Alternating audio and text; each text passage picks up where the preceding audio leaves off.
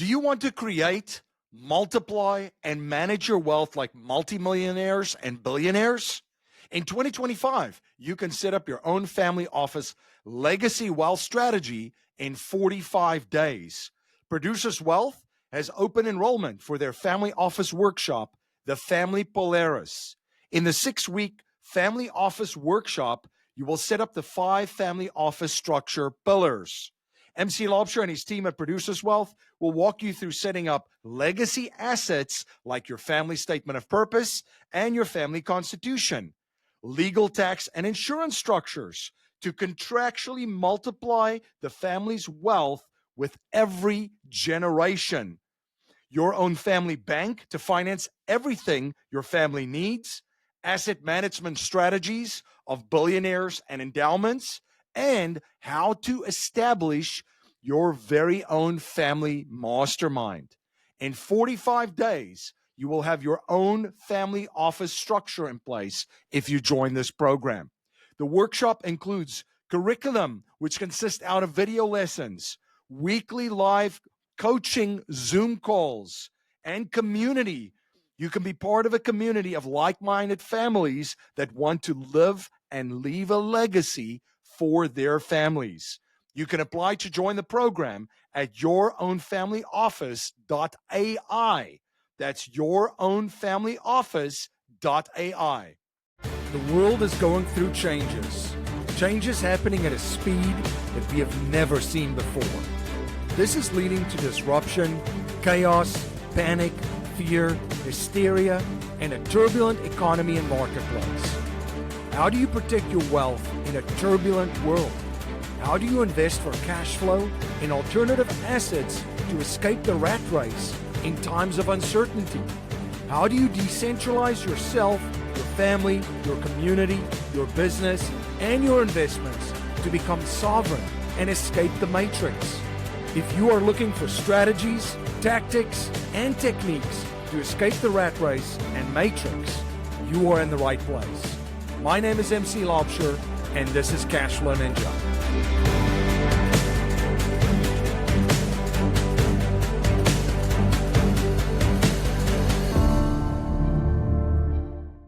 This is Cashflow Ninja. I'm MC Lobsher. Thank you so much for joining me for another episode and spending your most valuable resource, your time, once again with me on the show. Everything Cashflow Ninja is at cashflowninja.com. That's cashflowninja.com. We've got over 1,000 podcast episodes, 4 books, reports, webinars, and much, much more, all at cashflowninja.com. And don't forget to subscribe to the Wealth Dojo, the best weekly newsletter in the alternative wealth strategy and alternative asset investing space. You can subscribe to the Wealth Dojo by going to cashflowninja.com/subscribe. I've got a fantastic show for you today. I'm joined by my friend Cam Ivan. Now, Cam Ivan and I have known each other for quite a while, and we recently had a very interesting conversation in which he shared how he just bought his own private island, and I thought this would be a fantastic episode for the Cashflow Ninja to learn how to buy your very own private island from someone that just did it. Cam, great to see you. MC, pleasure to be here. Yeah, but looking forward to this conversation. I'm excited about our topic too, of how to buy your very own island. But before we jump into that, why don't you share a little bit about your background and journey and what you're up to these days, just with my listeners and my viewers? For sure. Well, again, thanks again for having me on. It's an honor to be on the Cashflow Ninja. There's been a lot of great names to precede me here, so it's very special. But a little bit about myself. I'm a 26-year-old Swiss Canadian. I live in Northern Ontario. I've traveled to 20 countries. I've lived in 3. Anarcho-capitalist by nature, by birth, more or less. And yeah, just trying to find my freedom in the world and enjoy the whole show that's unraveling before us at the same time. So tell me a little bit about your travels, because you said 20 countries, right? And you've lived in 3. Which ones did you live in? And then which were some of the other favorite ones of the 20 that you traveled to? Okay. So obviously Canada, number 1, born and raised. Yep.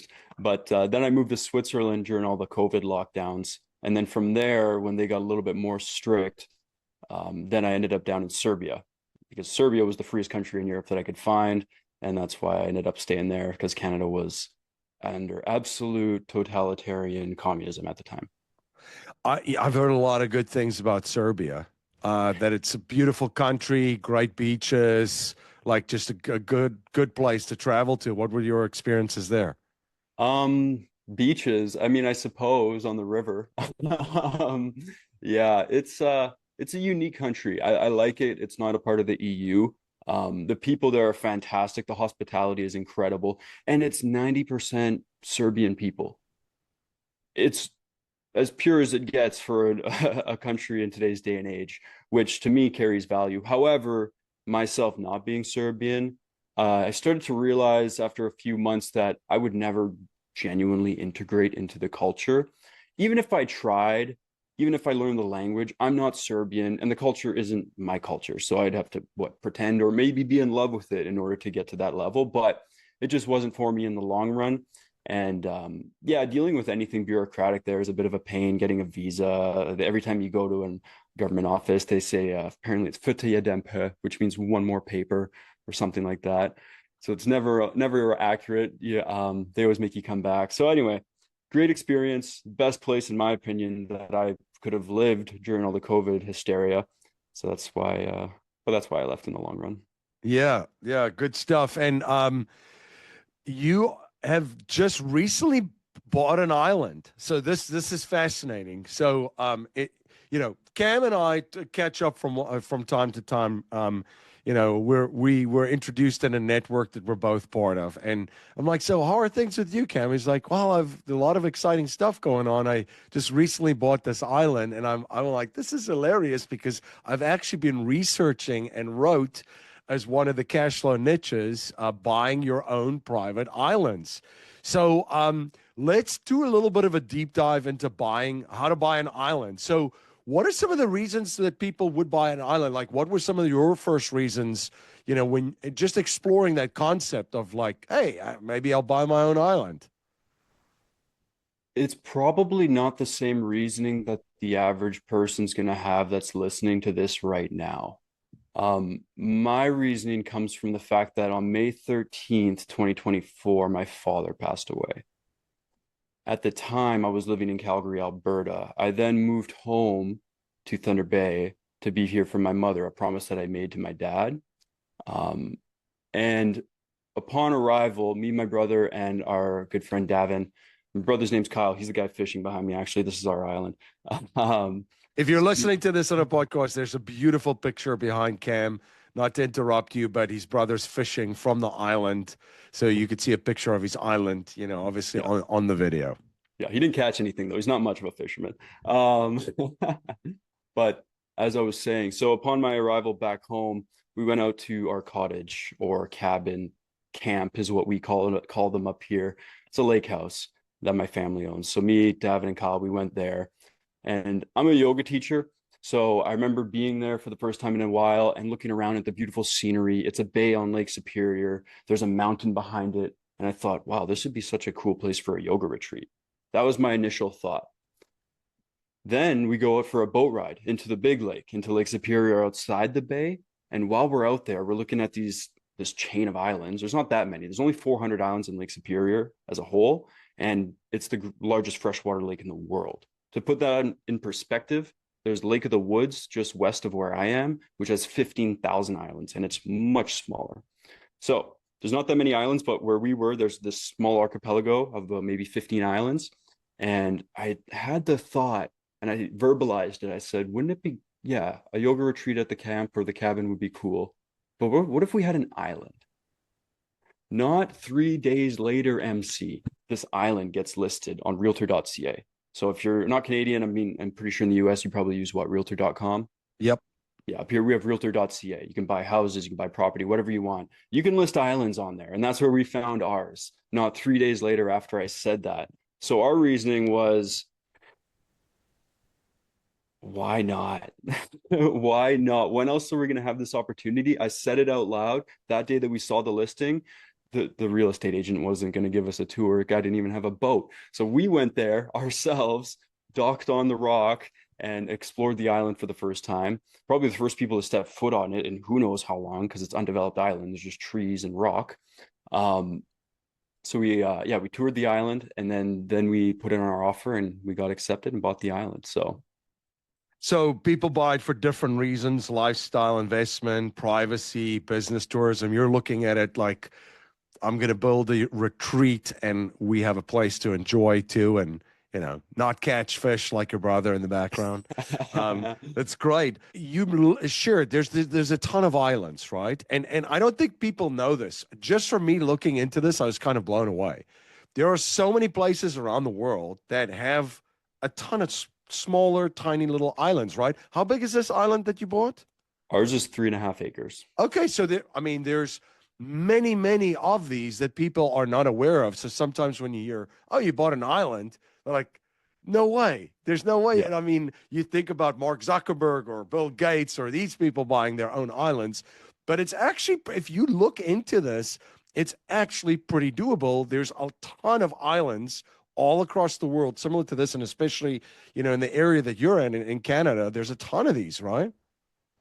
Absolutely. I think even Thailand, I heard recently, now they have freehold ownership on property, whereas before it used to be a 99-year lease. We'll have to fact check this if you guys want, but Thailand has tons of islands, tons of places around there that you could acquire. So depending on what you're looking for, if you are wanting that remote freedom, or just a place to be completely at peace, and that was more our intention for it, to have a place where we can invite people practicing yoga, because I believe mindfulness is going to be the most important thing going into the future with all the crazy stuff that's happening and has happened over the last 5 or more years. It's only going to get crazier. And like you said before we started, MC, it feels like we're waiting right now. It feels like we're waiting for the next thing to happen. So we could wait in eager anticipation, or we could just breathe. We could relax. We can do some yoga. And that's where I'm at. If you've been watching the news headlines, you know that the world's top CEOs, biggest investors, family offices, ultra affluent, and political elite are all moving to cash.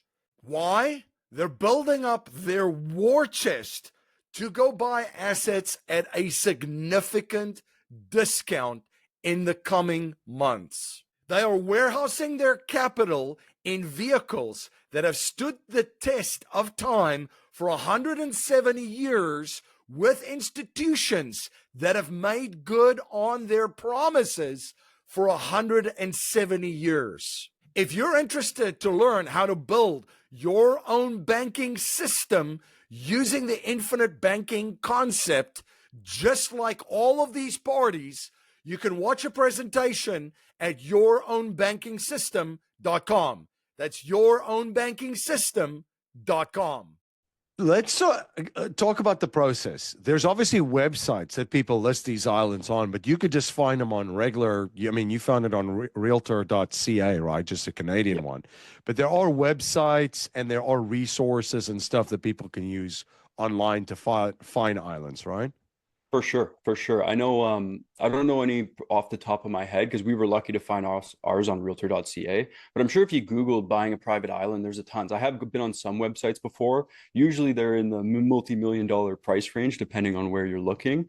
Our advantage was that this was in Canada. We know our country. We know the real estate transaction process. Whereas if you're in the US or Canada or wherever, and you want to go buy an island in the Caribbean, well, you might want to go get some boots on the ground for a little bit first to understand what you're actually getting yourself into.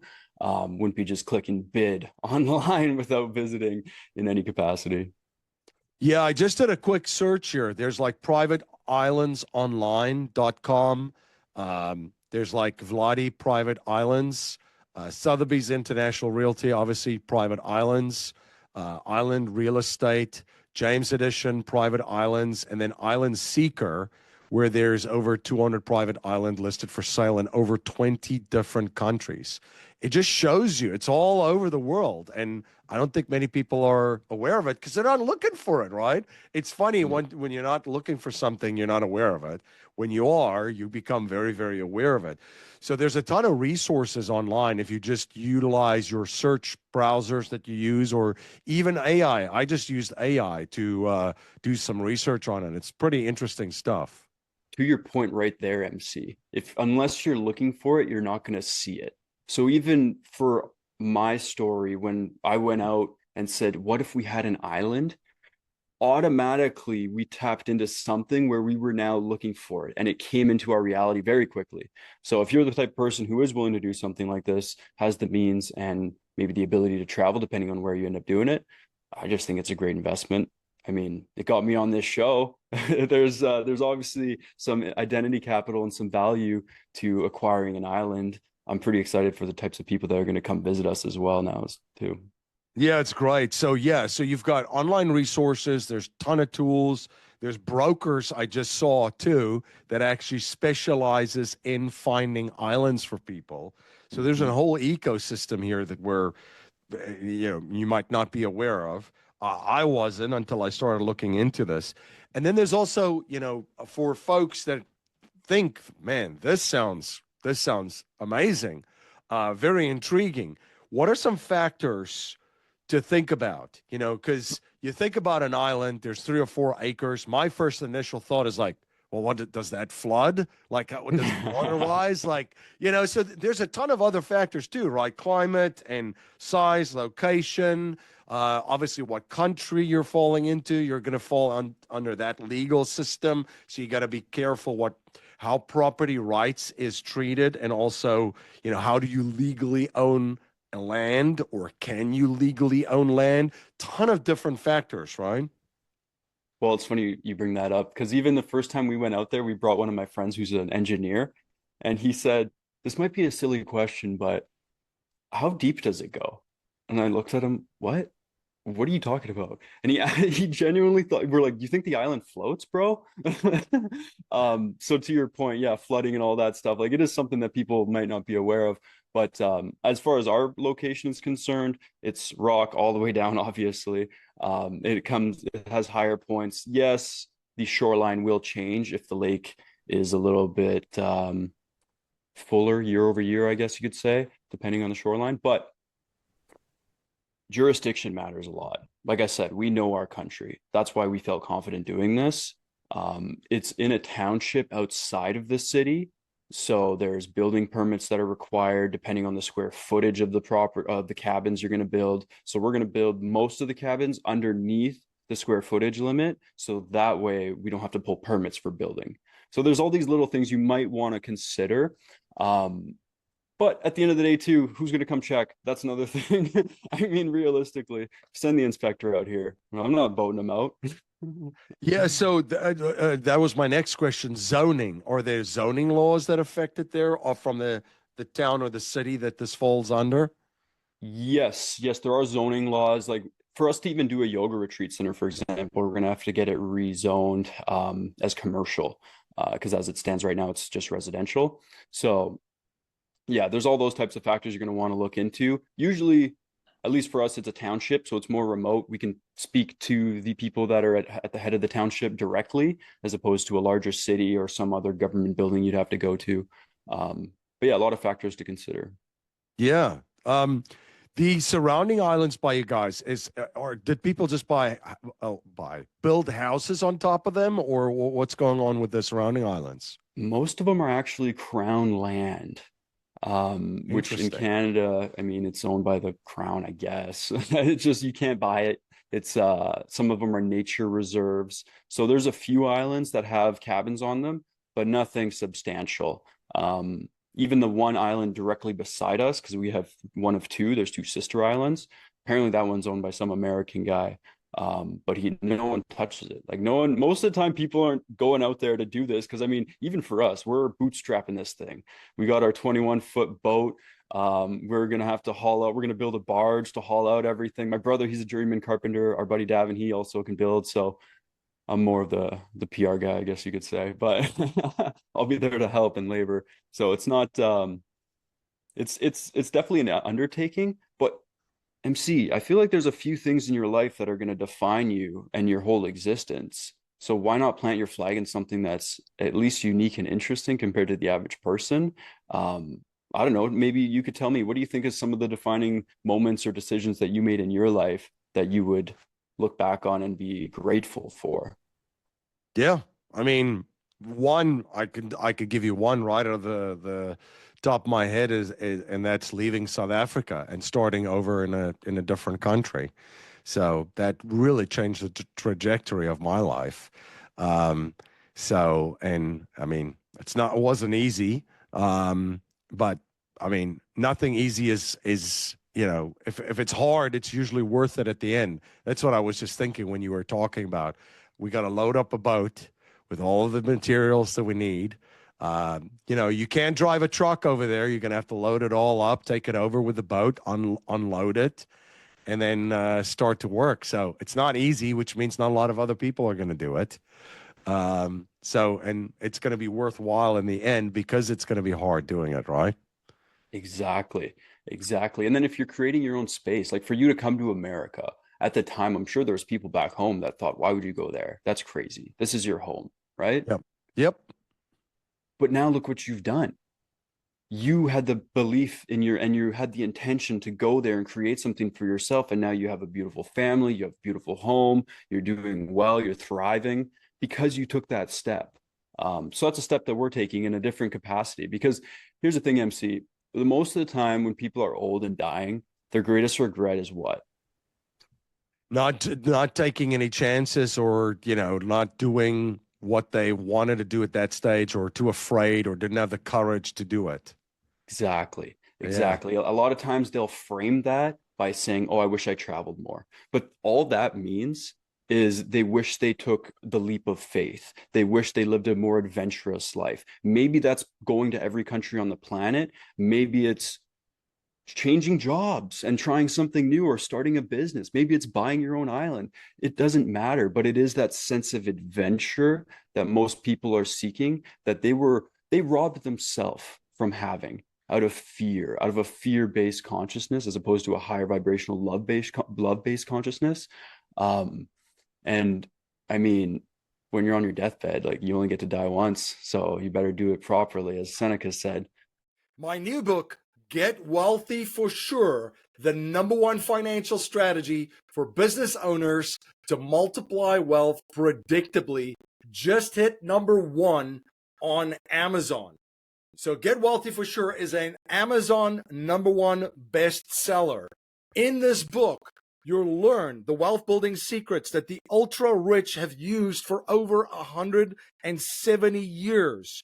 You'll learn how to create your own banking system using a dividend paying whole life insurance policy, allowing you to finance your business growth, invest in lucrative opportunities, and build generational wealth, all tax free and protected from market volatility. You'll also learn the proven strategies used by icons like Walt Disney, the Rockefellers, and top CEOs to grow their empires and get wealthy for sure. You'll learn how to build a team of expert financial professionals, implement tax efficient strategies, and protect your assets from creditors. You'll also learn the power of thinking like the wealthy and aligning your capital for maximum impact so you can take control of your financial destiny. I also share a step-by-step aligned capital strategy that will guide you to a life of certainty, clarity, and predictability without falling victim to misinformation or settling for the status quo. If you want to get a free copy of my book, Get Wealthy for Sure, and only pay the shipping and handling, you could go to getwealthyforsure.com. That's getwealthyforsure.com. Now let's talk about the numbers because this is the other thing that's going to blow people's minds. Because when people hear about, I bought an island, and again, there's a range on this where you could go into millions and millions of dollars, but what is the approximate price starting at, like where you guys bought an island? I'll spare the specifics, but we'll say a couple 100,000 Canadian. There you which go. usually surprises people in general as a good deal because, I mean, most land these days is going to run you that anyway. A house, a shitty house, is going to run you $500,000 in Canada on average. It's that's the thing I think that when we started talking about this, like really blew my mind. And I'm like, so you can, instead of buying, like you said, a crappy house in Canada for that exact same amount, now you have an island, you can build your own little you know, dwelling over there. No, it's incredible. So this does not cost hundreds of millions of dollars. That's the point I want to drive home here. And also the upkeep of it, taxes, maintenance, that kind of stuff. It's also not that crazy, right? Yeah, exactly. It's reasonable. Again, it's a township, so it's outside of the main city jurisdiction, so taxes are going to be lower to begin with. Again, as property value increases, who's going to come inspect it? I don't know. I'm not bringing them out there, like we said. Um, but the other thing too, MC, is forced appreciation. We talk about forcing appreciation on a real estate investment. Let's say you buy some crappy house and you change the roof or you put a new bathroom in, right? Forced appreciation. If we put one cabin on this island, I'm pretty sure the appreciation is going to be substantially more than a bathroom in a random house in the city because this is so much more difficult to do, right? So Right. by the nature of it, you're going to appreciate the value way more because if someone did want to come buy this off us one day, which we would never sell, but if that was the case, it's going to be worth substantially more because the work's already done. There's something there, whereas right now it's just land. Right. Right. Insurance on that. That's Yes. Can you even get insurance on that or not? Yes, and we did just recently do that, just on the off chance. Like, I won't even say the actual name of the island on the show for now, anyway. We do have insurance, but on the off chance that someone went there and broke their leg, like we have insurance to cover the liability, even though they'd be coming on a private property, and what. But you get the point. We have insurance Yeah. now. Yeah. I'm just thinking these are questions that people would have, and because it's a paradigm shift completely.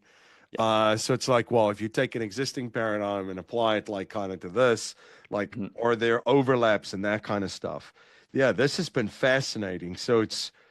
And then, are there any other plans to acquire more? So you've one island there. Are there any other for sale around there? You mentioned that the Crown owns a ton of them. Yes, so not for sale as of now. There was another one that's slightly further out that sold last summer, just before ours did, that we didn't even know about until after. The island's roughly the same size. It's further away, which means the water's much rougher out there. Because ours is only about a 15 to 20-minute boat ride from the Okay. shoreline. This guy's probably 40.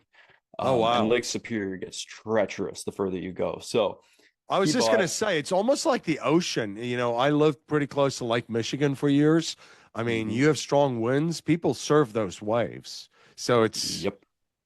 yeah. So I can Dangerous, imagine it's the dangerous same up too. there. Definitely. Yeah, especially in the fall time, the weather becomes much more unpredictable and storms can happen quickly. So the cold water is something about it. And even for the boats, I mean, the chop between the waves is much shorter than the ocean. So you have less time in between. That's why there's, I think, 400 shipwrecks or something in Lake Superior. It's insane. Wow. Yeah, it's crazy. But where was I going with that?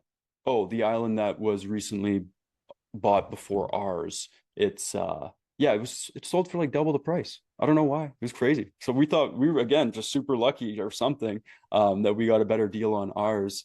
And we have plans of acquiring more. We would love to. Why not? Why not have your own archipelago? And who else does? How many people? Give me a percentage, MC, of people that own islands. Yeah, I mean, it's probably less than 1% for sure, 0.01%. No, I think you're onto something here. Another question that people might have that I just think about that I've not asked you.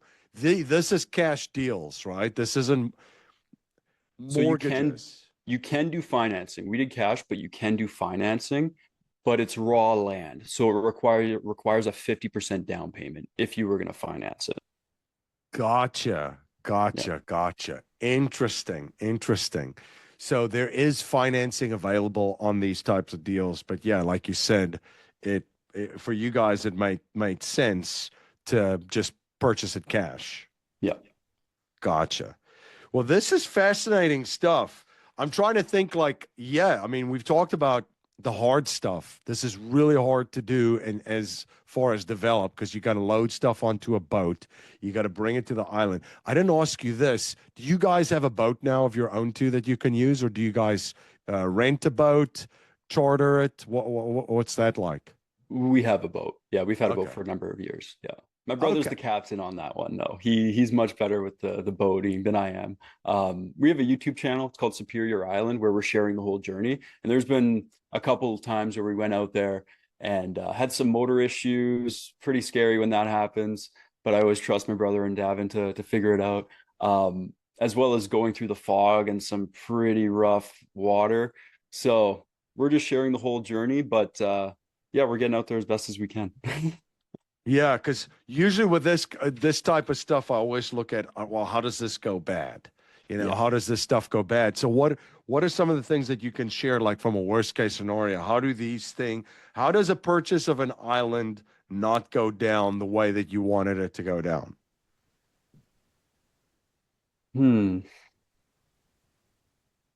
You know, it's kind of hard for me to think that way, MC, because I know we have to always cover the downside, but at least in our situation, I only have positive thoughts about it.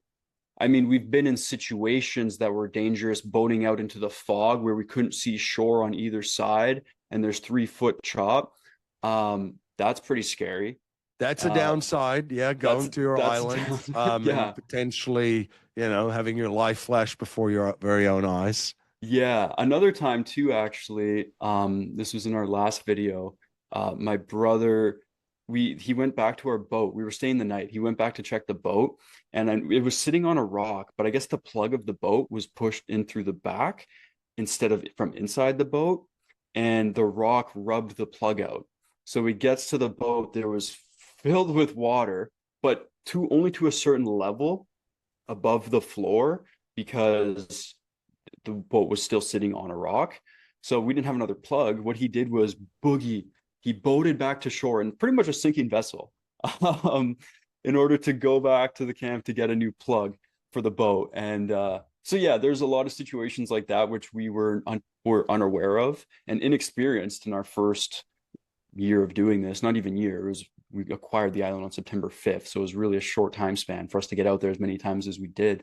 But yeah, now, we're going to have the checklist on what we need to be safe because you're right, it is dangerous. A lot could go wrong. You're going out into the water. It's not some lake that you're going to go kayaking on, more or less. Like it can be very dangerous. The weather changes quickly, particularly in the fall. So I think in the summertime, the spring and summer, we should be okay, but the fall time is most dangerous.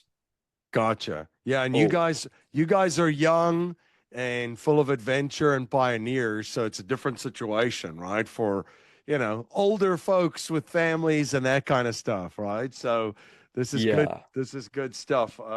The other Well, thing, MC, I was going to say the Coast Guard number. For us, it's star 16 up here. I would recommend knowing the Coast Guard number just in case something happens. that is sound advice there too, my friend. Sound advice. Um, and for folks that want to follow this journey, what's the because you've got a YouTube channel that you're documenting everything on your experience and how you're building this out and developing that, and then how share that with folks and how they also can follow you in other different ways because you're involved in a couple of different projects. Yeah, the best place is Superior Island on YouTube. So that's our YouTube channel. We just launched it, like I said, late last summer. Pretty small channel still. We got like 250 subscribers, just about. So, but we're confident that with the progress we'll make next summer, it'll grow substantially because all we're doing is we just want to share. We're doing this anyway. Then if it's something cool and unique, we might as well share it. So that's the best place to follow along on the journey. I deactivate my social medias more or less in the winter time, so there's not much there other than LinkedIn. If you want to look me up, Cam Ivan, you can connect and hit me up if you have any questions or want to talk about anything else. Awesome. Cam, I always ask our first time guests on the show too, if you, because we talk about business, we talk about investing, money, cash flow, that kind of stuff, but the show is a lot about legacy too, right? And leaving a legacy and living it. So I always ask our first-time guests, if you cannot leave any money to future generations, but you can only leave 3 principles and values to them to help them achieve success and build wealth and achieve happiness, what would they be? How about I give you a couple quotes that I think Perfect. encompass most of my ideals, or my train of thought. If we love what is vile, we become vile. If we love what is virtuous, we become virtuous. So upholding good character, keeping that image in your mind in order to then embody it and act it. Another one would be, I believe this was Thomas Huxley. He said, I'd rather go wrong in freedom than right in chains. It's a foundational principle for myself as well. Breathe, which sounds simple, but it's part of the 8-limb path of yoga by Patanjali, and the Yoga Sutras. It's pranayama, it's breathing, because anytime, MC, I'm sure you've noticed, especially as men, we get stuck up here regularly, and it can be an absolute nightmare. It could be heaven, but it could also be an absolute nightmare. The more often you just take a moment to breathe, almost as a reminder that you're meant to be here, and also it allows you to clear your mind. And that's the whole practice of yoga, is mindfulness, to still the mind. Your awareness heightens and you can move and glide through the world a lot more seamlessly. So those would be my principles of legacy, I guess you could say. Awesome. Well, Cam, thank you so much for coming on the show and sharing your journey and your knowledge and just providing so much value to all of my listeners and my viewers. Appreciate you. Appreciate you, MC. And thank you to all of my listeners and my viewers for, again, spending your most valuable resource, your time, once again with me on the show. Everything Cashflow Ninja is at cashflowninja.com. Over 1,000 podcasts. We've got 4 books, reports, webinars, and much, much more, all at cashflowninja.com. And don't forget to subscribe to the Wealth Dojo, the #1 newsletter in the alternative wealth strategy and alternative asset investing space. You can subscribe to the Wealth Dojo by going to cashflowninja.com/subscribe. Until next time, live infinitely. This presentation is for educational and informational purposes only. The information being presented and considered does not consider your particular financial objectives or situation, and it does not make personalized recommendations. This material is not intended to replace the advice of a qualified tax and legal advisor or other qualified professionals, and you should not use the information in place of a customized consultation with a licensed professional regarding your specific personal financial objectives, situation, and needs. We believe the information provided is reliable, but we do not guarantee its accuracy, timeliness, or completeness.